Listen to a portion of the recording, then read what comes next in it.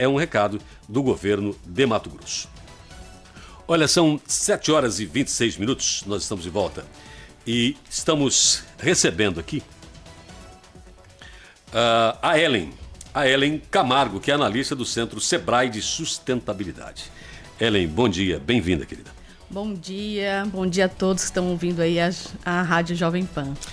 E nós vamos falar hoje aqui sobre a quinta edição, né, do Congresso Internacional de Sustentabilidade para Pequenos Negócios, Ciclos. Ciclos leva pequenos negócios rumo ao protagonismo na nova economia. O que é essa nova economia, Ellen? Olha, a nova economia é um chamado aí para o setor produtivo, para os empresários, gestores públicos, a repensar a economia, né? A gente olhar aí a bioeconomia é um exemplo de uma nova economia, economia circular, a economia compartilhada, a economia colaborativa, né? E também a economia criativa. São exemplos, né, da nova economia. São negócios que estão surgindo a partir de alguns desafios da sociedade, né? Então a gente vê aí que a gente tem desafios da questão da gestão de resíduos, e é uma baita oportunidade para a economia circular. E precisa existir negócios e profissionais que vão se especializando nesses temas e incorporando aí postos de trabalho, negócios que vão surgindo a partir desse movimento. Então, a partir de uma dor da sociedade, de algum problema, vira uma solução. Então, estimular a bioeconomia, por exemplo, né, que a gente tem aí um país e um estado que tem 3 biomas, quer dizer, pode ser mais uma frente econômica do estado, não só para o turismo, mas também para produtos, né, da biodiversidade. Então, a nova economia ela é um chamado para mostrar outras opções e a diversificação, né, da economia brasileira, né, e do estado também. Os grandes não tem problema, porque eles têm obrigação de saber, e se não andar na linha, o bicho pega mais rápido, né? É verdade. O pequeno, você estava falando para mim, às vezes eles fazem as coisas corretas e nem sabem o que estão fazendo. É verdade. Em que situações isso se dá? Isso, as práticas de sustentabilidade, ela tem ganhado muita força, tanto no ambiente empresarial como agora na narrativa pública, né? Uma necessidade das cidades se prepararem para adventos climáticos, para a gestão de resíduo, entre outros desafios. O grande, né? O grande negócio, principalmente o grande negócio exportador, isso já faz parte, né, do modelo de gestão dele, porque há um imperativo de mercado que exige que ele faça essas práticas. Então, há um repensar do seu modelo para dentro da empresa. A coisa vem evoluindo tanto que até os grandes que têm no seu encadeamento produtivo pequenos negócios começam a ser também corresponsáveis por esse movimento. Então, tudo que o seu fornecedor, sua cadeia de fornecedor, mesmo que seja pequeno, faz é a responsabilidade do grande, né, da empresa âncora. E aí tem uma cobrança para o pequeno fazer. Os pequenos que não estão dentro dessa jornada de encadeamento produtivo, muitas vezes faz práticas muito motivado pela questão financeira. Vou dar um exemplo. Economia de energia, mudar coisas simples, né? Você mudar a lâmpada para LED, começar a fazer economia de energia, fazer eficiência, manutenção de equipamentos para reduzir o consumo, melhorar a performance de algum equipamento que você tem dentro da sua empresa.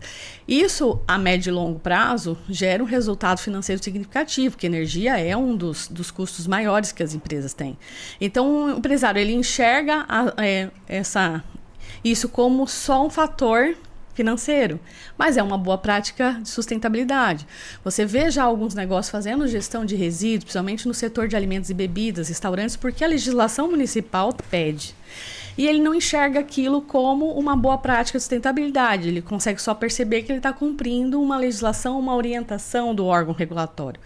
Então, é importante a gente entender que, como essa pauta ESG, né, que é as práticas ambientais, sociais de governança, tem vindo muito forte, e ela vai começar a ser incorporada até na questão de financiamento, é importante a gente mostrar para os pequenos o que eles já fazem, né? E que isso faz parte dessa narrativa, faz parte desse universo, para ele ter clareza e, de repente, melhorar a performance dessa boa prática, melhorar e documentar, que muitas vezes não é registrado, e ampliar sua atuação, porque isso só vai melhorar a gestão, né? O empresário só tem a ganhar. Então começa a se desmistificar que prática de sustentabilidade é custo. Começam a entender que isso vai melhorar a gestão e vai reduzir custo também. Era o que eu ia te falar, trazer para a pauta agora. Porque quando se fala em sustentabilidade, o que o pequeno imagina? Ah, cara, isso aí é a responsabilidade do governo, bicho. Eles têm que decidir aí o que se faz e o que você não faz. E ainda vem com um monte de normas pra gente aqui, que vai fazer o quê? Me causar custo. Porque, cara, eu tô interessada na minha sustentabilidade aqui. Eu quero me sustentar no mercado, né? E a gente sabe que não é fácil. Você manter um pequeno negócio é uma guerra todo mês, não é no ano não, é no mês, é uma guerra para manter tudo aberto, né? De você, às vezes, trabalhar o mês inteiro, o funcionário recebeu, foi embora, e você dá uma olhada no que sobrou do mês e fala, caramba, todo mundo ganhou aqui, menos eu. Eu não ganhei nada, eu só consegui pagar minhas contas, né? O que eu movimento aqui, todas as pessoas envolvidas ganharam dele. E eu não tive lucro nenhum esse mês, eu patinei. Trabalhei um mês inteirinho, né? E não consegui fazer assim. Foi feito básico, foi para comer que eu fiz. Né? E aí vem alguém e fala, você já pensou em sustentabilidade? Eu falei, senhora, eu estou preocupado comigo. No momento não dá para eu pensar. Mas o bicho não é tão grande assim. E como você disse, tem coisas que já são executadas e a pessoa não sabe. E tem eu imagino que tenha, quando se fala em sustentabilidade, e como assusta isso, né? Eu vou ter que gastar quanto com isso? Peraí, eu não estou dando conta das minhas contas.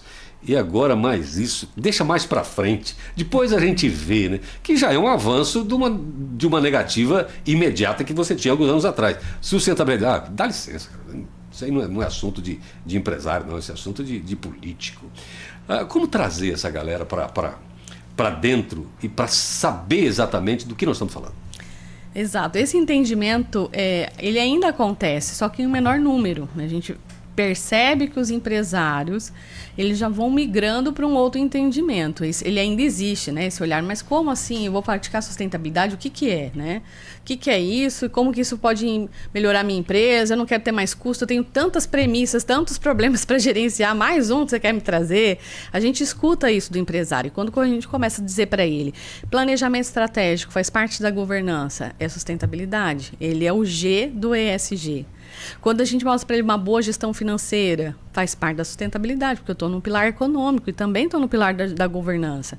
Quando eu melhoro a qualidade, né, de algumas iniciativas que muitas vezes não têm um custo ou tem um valor super baixo, que melhora a qualidade de vida do funcionário, que ele às vezes treinou com muito sacrifício, porque ele é o gestor, ele que paga a conta, ele às vezes tem que atender, e ele conseguiu treinar aquele funcionário e o turnover é muito alto, muitas vezes no pequeno negócio, e ele percebe que se ele fizer qualquer medida de melhoria, ele retém esse talento e ele tem um custo menor do mês que vem ter que fazer todo o processo de novo, e que isso é o eixo social.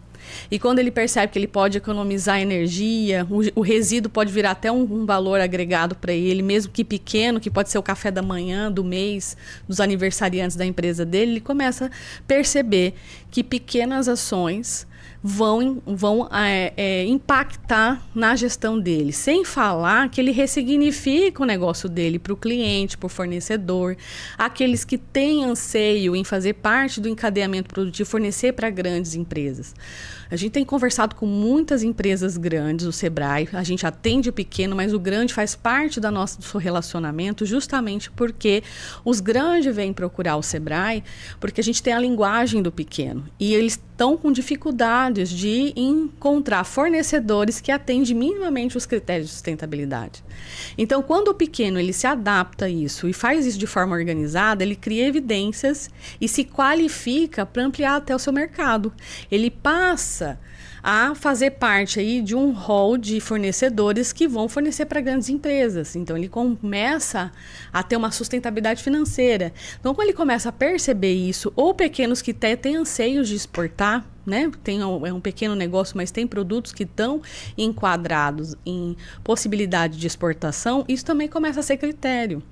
Então, é importante perceber, né, que isso abre mercado. Vou dar um exemplo bem concreto. Nós apoiamos uma empresa no norte do Mato Grosso que trabalha com castanha.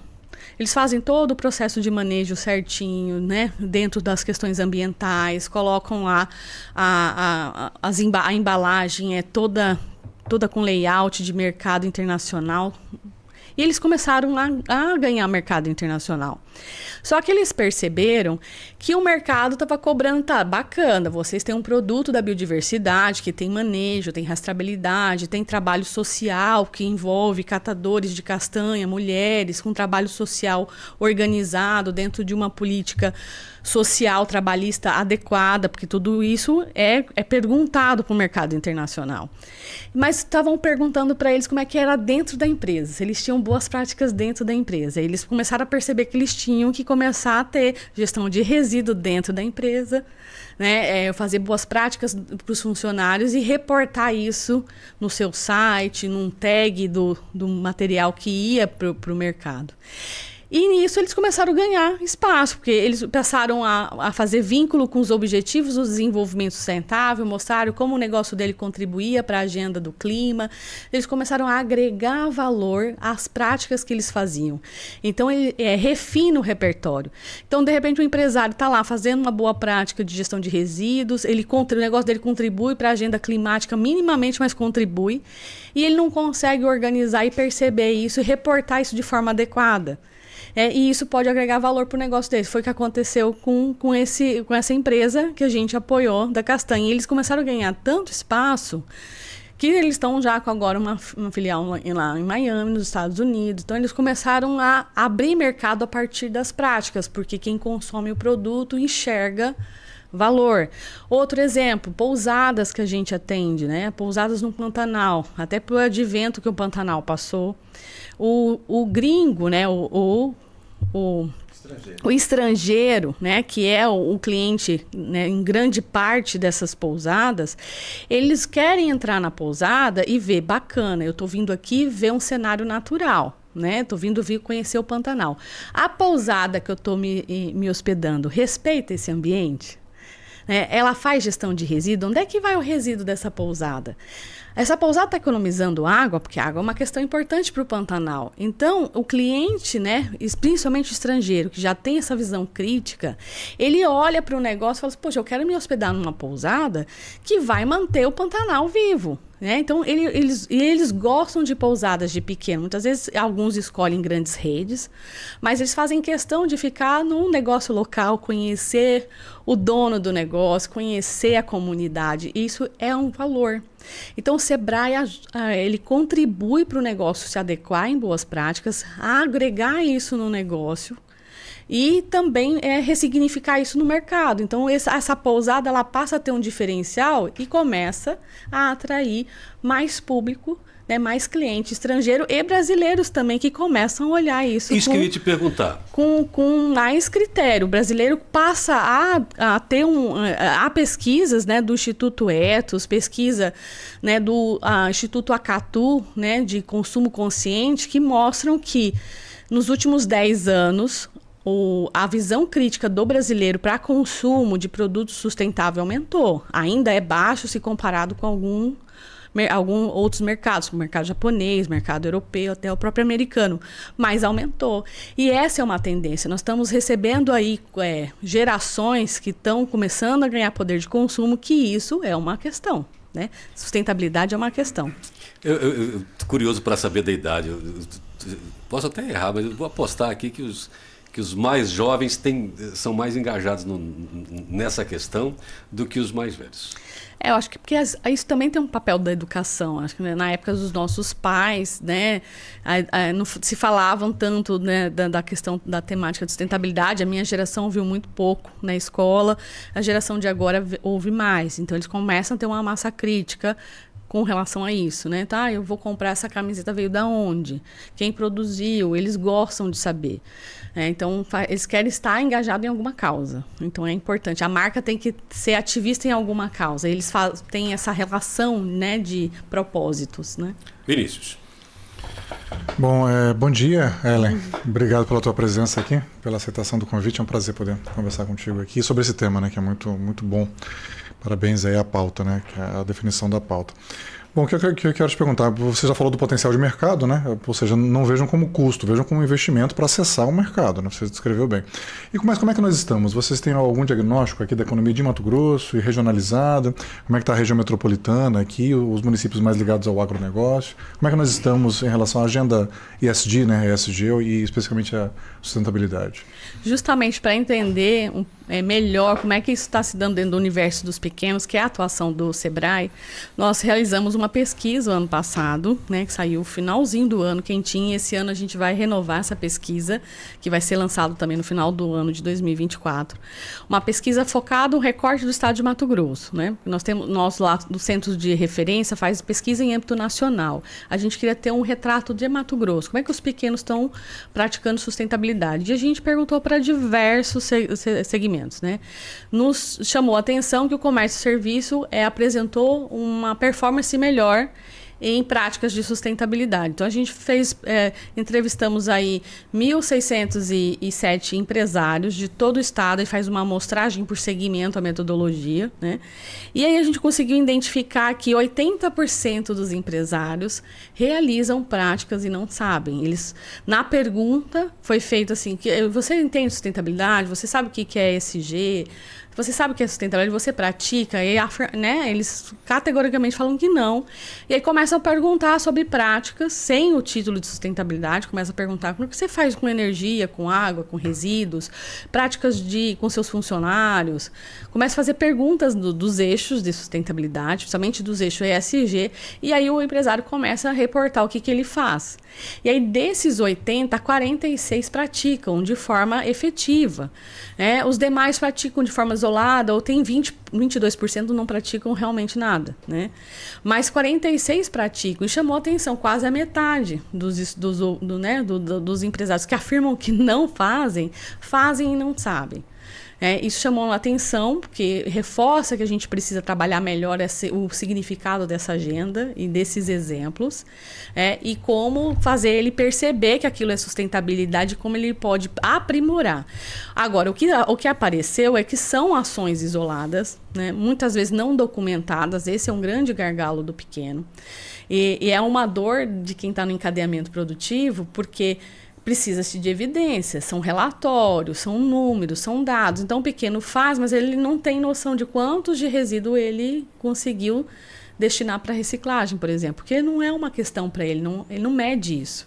Né? Por diversas razões. Porque ele não tem conhecimento, ou não tem alguém do time que possa fazer isso, e ele tem tantos outros fatores para correr atrás, que ele tem que pagar fornecedor, ele tem que pagar o funcionário, ele tem que resolver um problema que ele teve com o cliente, que ele acaba desviando a atenção. E mesmo, né, que ele faça, ele não consegue documentar, sistematizar isso. Então, chamou a atenção nossa, do Sebrae, que faz com que isso nos ajude a fazer um planejamento mais adequado, no sentido de dar suporte para esse pequeno, para ele aprimorar essas práticas e ele conseguir reportar isso como sustentabilidade, ele enxergar e perceber que isso é prática de sustentabilidade. Então, assim, as práticas mais utilizadas ainda que eles fazem é muito ligada à questão ambiental, né? As legais também. Você vê da última pesquisa que nós fizemos em 2018, a gente quis fazer uma análise temporal bem grande, de 18 para cá. Percebemos que se intensificou o olhar do pequeno negócio para a questão legal. Né? Então, assim, estar adequado à legislação ambiental, que antes era uma coisa que empurrava um pouco com a barriga, até porque os órgãos começaram a cobrar mais, eles começam a ver isso como uma questão importante, porque pode comprometer o seu negócio. Se você não está dentro, você, por exemplo, uma oficina mecânica, se ela não tem um licenciamento ambiental, ela pode fechar as portas, ser multado, e aí você inviabiliza o negócio, que de repente já é difícil se manter ele em pé, né, aberto, com tantas premissas que é de imposto, de gestão, desafios que o pequeno tem, aí tem essa questão legal. Então a gente mostra para o empresário, a questão legal é um problema. Você precisa olhar, a gente precisa apoiar você a se adequar para atender a legislação, porque isso pode comprometer a perenidade, a continuidade do seu negócio. Então, ele perceber que quando ele pratica a legislação, quando ele faz alguma ação que agrega valor, vai contribuir na gestão dele, vai impactar, inclusive, no bolso. Né? No final das contas, acaba também contribuindo para o meio ambiente e para o bolso dele. Fidelis? Olha, quando falou Sebrae, viria aqui, já achei ótimo. E a gente tem assunto para falar muito mais de 1 hora aqui. Pena que não temos todo esse tempo, né, Paulo? Mas, particularmente, eu sou um admirador do Sebrae. Sebrae impactou minha vida. E eu não fiz a Empretec. Que bom. A gente escuta falar, pessoa, eu gosto muito do Sebrae, fiz a Empretec. Eu não fiz a Empretec. Mas o Sebrae impactou minha vida e, inclusive, minha tese de doutorado a partir de trabalhos que eu fiz para o Sebrae, que eu construí. E conversava no ano passado com meu amigo Léo, prefeito de Primavera do Leste. Alô, Léo, tô te aguardando, amigo. E falávamos a respeito de criar um plano de ação para a MM, que ele era candidato a presidente e se tornou candidato e eleito. E uma das coisas que nós falávamos, primeira coisa, procure o Sebrae, faça parceria com o Sebrae. Porque nós temos 70% de municípios em Mato Grosso, são pequenos municípios. Exato. E me recordo que o Sebrae premia os prefeitos que fazem bons trabalhos. O prefeito empreendedor. Exato. Prêmio prefeito empreendedor. Agora, ouvindo você falar aqui, me surge na mente a ideia de que na MM deveria ter um setor específico para sustentabilidade de orientação para os municípios, principalmente para os pequenos municípios. E mais, premiar também os pequenos prefeitos que têm um trabalho de sustentabilidade. Por que não? Reconhecer. Isso estimula os outros a fazer também. Prefeito que é premiado, os outros estão vendo, vão querer fazer também. Então, assim, me recordo também, Ellen, que lá em 2009, 2010, quando Walter Albano era presidente do Tribunal de Contas, ele notificou todos os municípios em Mato Grosso, dizendo o seguinte: na análise das contas públicas, o Tribunal de Contas vai verificar se vocês estão cumprindo as metas de aplicação da lei da microempresa e do microempreendedor. Porque as políticas de contratar do pequeno, de permitir os benefícios para o pequeno empresário. Agora me vem à mente também a possibilidade de uma parceria com o Tribunal de Contas para que o Tribunal de Contas cobre dos municípios se eles estão fazendo os trabalhos dele, cumprindo as metas de sustentabilidade. Então eu te pergunto o seguinte: existe, vocês já estão pensando nisso ou já existe uma forma de acompanhar e de dar um selo de reconhecimento para o pequeno empresário que esteja cumprindo essa meta? Porque da mesma forma que o pequeno prefeito quer fazer, e isso é um exemplo para os demais, o pequeno empreendedor, ele fala, olha, o meu produto tem um selo de reconhecimento do Sebrae, por exemplo. Existe isso já? Já existe. A gente desenvolveu uma trilha ESG e que no final dessa trilha o empresário ele tem um selo, uma certificação das boas práticas que ele está incorporando no seu negócio e mostrando também a compensação, né? O que ele fez para mitigar a pegada de carbono dele e aquilo que ele não conseguiu mitigar, a compensação. Então a gente já desenvolveu, porque a gente sabe que a questão climática é um fator e a gente precisa democratizar o acesso disso para os pequenos negócios. Então a gente fez parceria com uma instituição que trabalha aí com a CPR Verde, a primeira CPR Verde comercializada na B3, né, que é acreditada pelo Banco Central. Então a gente fez uma parceria onde o Sebrae entra com conhecimento de toda a trilha de ESG e a Brasil Mata Viva é a empresa que faz a compensação da pegada de carbono desse pequeno. Então a gente começa a qualificar esse pequeno e dentro de uma pauta hoje que é super importante. Você citou os municípios, o Sebrae tem um programa chamado Cidades Empreendedoras e Sustentáveis, né? Foi incorporada a questão de sustentabilidade nessa metodologia, que visa não só a questão de cumprir o simples, né, de compras locais sustentáveis, fazer esse trabalho de fortalecer a economia local, a prefeitura sendo um motor de desenvolvimento local a partir das compras públicas. Aí entra a merenda escolar, as licitações do município, beneficiando quem tem condições locais de atender a demanda, como também incentivar as prefeituras a adotarem padrões importantes, por exemplo, a gestão integrada de resíduos sólidos, que isso é lei, tem que se cumprir a Política Nacional de Resíduos Sólidos, que ninguém está fazendo. Não dá mais para ter lixões nas cidades. Se tem problema de saúde pública, isso dá um custo para o município altíssimo. Porque você não consegue... Se você começar a perceber, tem a relação dengue, tem várias doenças, né, que são geradas ou então são potencializadas a partir da má gestão de resíduos.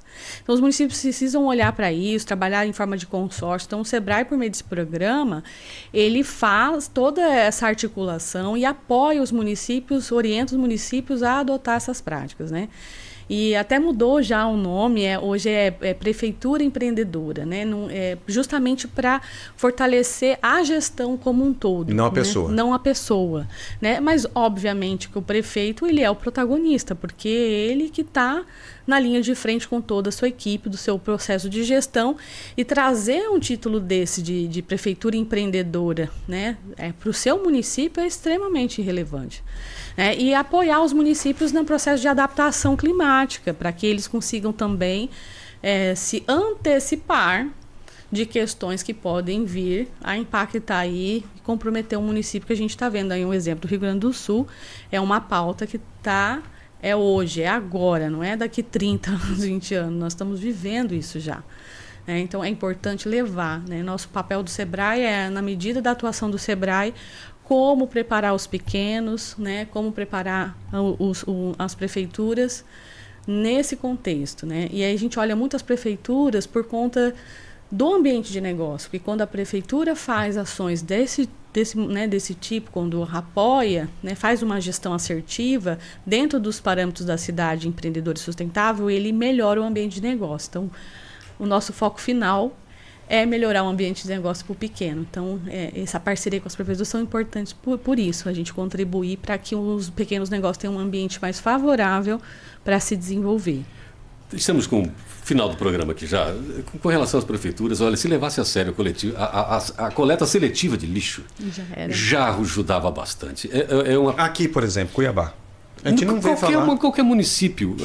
Vamos fazer coleta seletiva. Antigamente tinha 7 lixeiras. Precisa separar tudo.